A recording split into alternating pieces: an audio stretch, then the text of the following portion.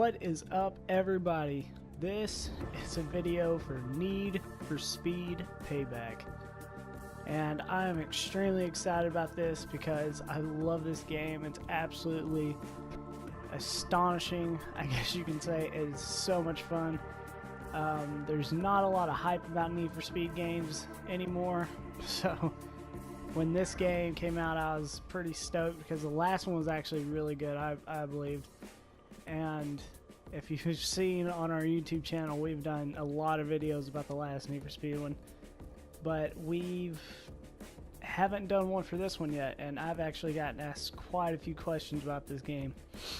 One thing I've been mainly asked about is obviously multiplayer, and if you are a big multiplayer person, I wouldn't suggest getting this game, honestly, because this game is not really a multiplayer type game. It didn't really go off the open world as far as multiplayer goes like the last ones did.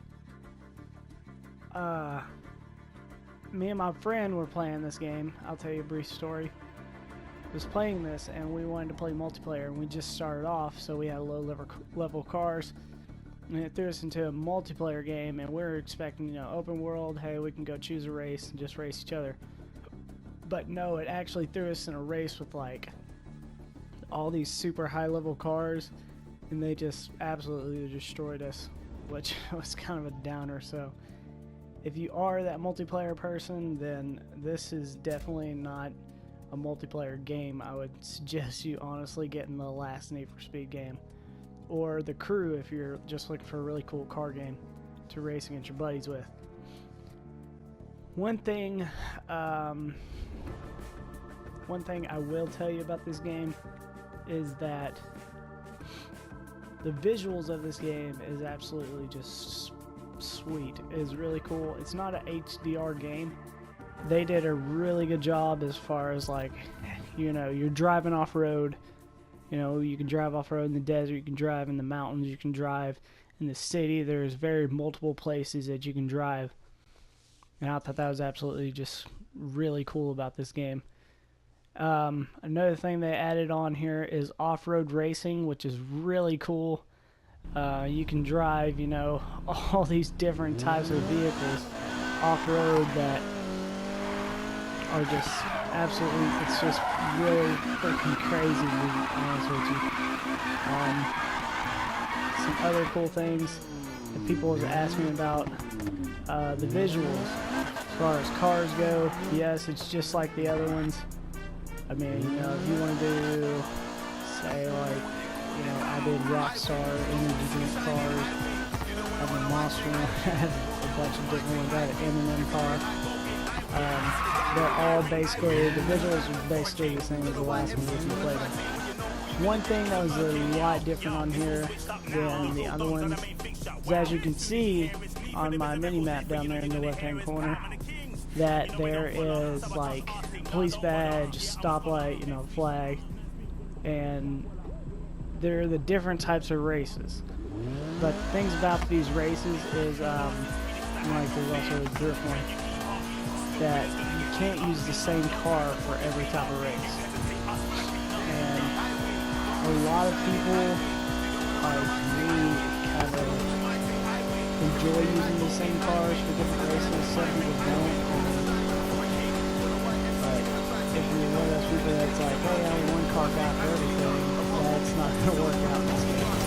You're going to have to, you know, up your game a little bit and go out and buy you some different cars. But I'll show you exactly what that means here in a minute. There's different types of dealerships on here. And as you see, there's drag dealership, you know, you have your drift dealership, and then you have down here, you know, your runner dealership. And they all have those specific types of cars there.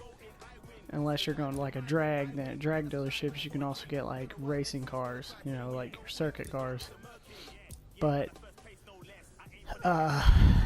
like I said, on here they kind of put like a Need for Speed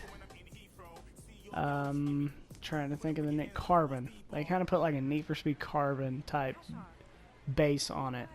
As far as like racing wise, I mean, you have these different locations and you have to take over these locations and race against the boss to end up racing in the city for the final races. And as you can see, I got quite a few races left to do.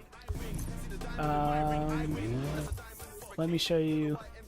I'll go ahead and go to the drag dealership and show you a couple of the cool cars that they have on this game.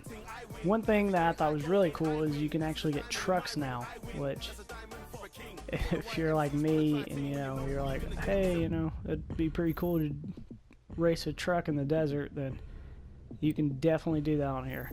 If you played any other Need for Speed game ever, you'll notice that a lot of these cars are basically the exact same cars that's on any other Need for Speed game. It's kind of weird because like you can buy a Lotus car for dragging and racing, and then you can buy one for like drifting.